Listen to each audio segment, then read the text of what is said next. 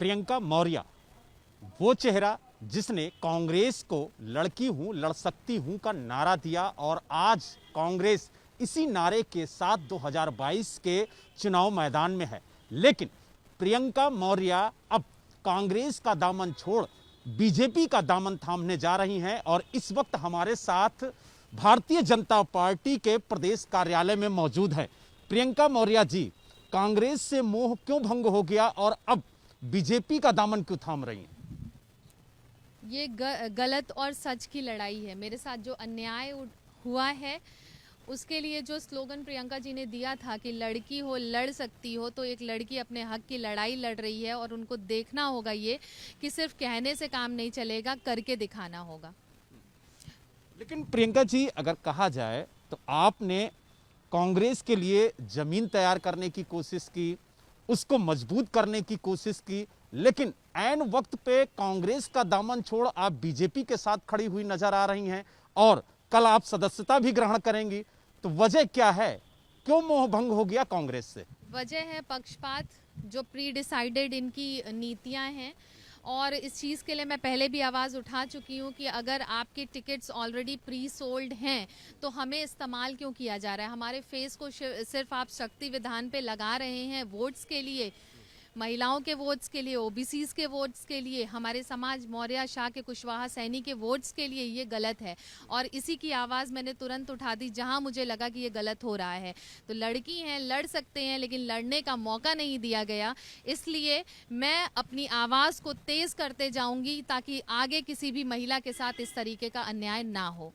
प्रियंका जी, कांग्रेस ने टिकट नहीं दी तो अब आप बीजेपी में आ गई, तो क्या बीजेपी आपको टिकट देने का भरोसा दे रही है या फिर अगर बीजेपी टिकट नहीं देती तो फिर कोई और दल? मैं किसी आश्वासन के साथ मैंने कांग्रेस भी ज्वाइन नहीं किया था। मैं मेहनत कर रही थी। मैंने सोचा कि हम एक बदलाव लाने की कोशिश करेंगे। मेरा जो मोटिव है, मेरा जो विजन है वो लोगों तक पहुंचना है, लोगों की मदद करना है और इस विजन के साथ मैं आगे बढ़ रही हूं। आज मैं यहां पे भी आई हूं, हमारी बातचीत हुई है, लेकिन किसी पद के महत्वाकांक्षा में मैं यहां नहीं आई हूं। मैं कार्य अपना करते रहूंगी। जो मेरा कार्य जिस तरीके से पार्टी को अच्छा लगेगा उस तरीके से पार्टी मुझे आगे ले आए, उसके लिए मैं आगे रहूंगी। क्या प्रियंका जी ने आपको रोकने की कोशिश की? क्या आपने उन्हें मैसेज दिया कि अब हम बीजेपी का दामन थाम रहे हैं क्योंकि मेरे साथ अन्याय हुआ? आप सबके माध्यम से उन तक ये आवाज़ पहुंच चुकी होगी, क्योंकि आप सबका बहुत बहुत धन्यवाद। सारे न्यूज़ ने मुझे कवर किया और मुझे लगता है अगर अभी भी उन तक ये बात नहीं पहुंची है तो कोई नहीं पहुंचा सकता। बिकॉज अगर वो देखना ही नहीं चाहती, सुनना ही नहीं चाहती कि किस तरीके का अन्याय हो रहा है, तो उसके लिए किस तरीके से उनको हम बताएं? बिकॉज हमने तो पूरा प्रयास किया, हम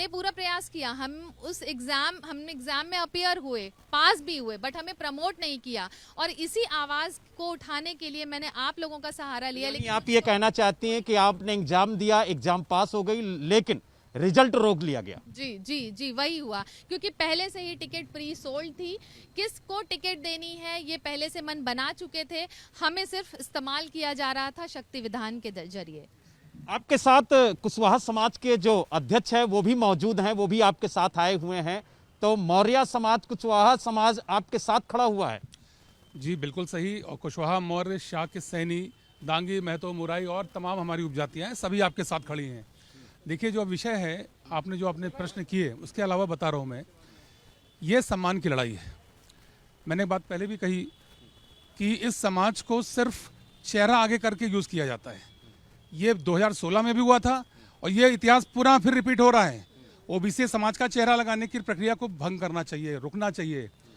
मैं चूँकि इस प्रांगण में खड़ा हूँ, प्रियंका जी के लिए आया हूँ ये बताने के लिए कि ये समाज पूरी तरीके से आपके साथ है।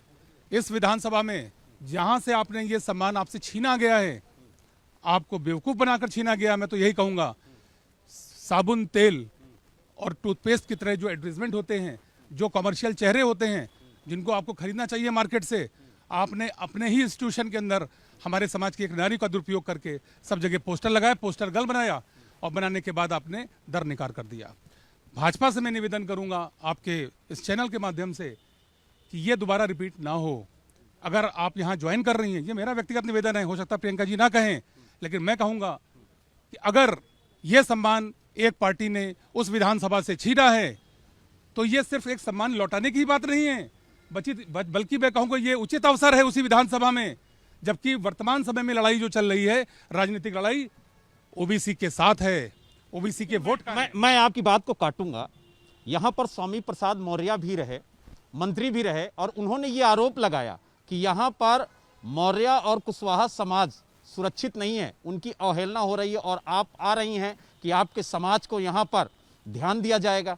तो वो आरोप गलत है या फिर ये जो बात आप कह रही है ये? देखिए, ये उनका व्यक्तिगत अपना सोचना है, वो उनका विचार है, मैं उस पर टिप्पणी कोई करना नहीं पसंद करूंगी जी।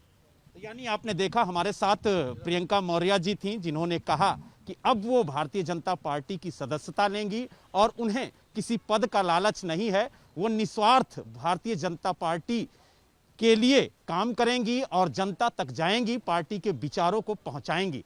लेकिन उन्हें उम्मीद है कि जिस तरह से वो कांग्रेस से नाउम्मीद हुई थी, उस तरह से वो भारतीय जनता पार्टी में नाउम्मीद नहीं होंगी।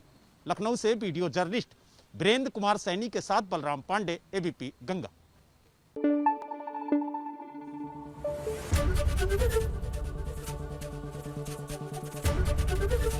एबीपी गंगा, खबर आपकी, जुबान आपकी।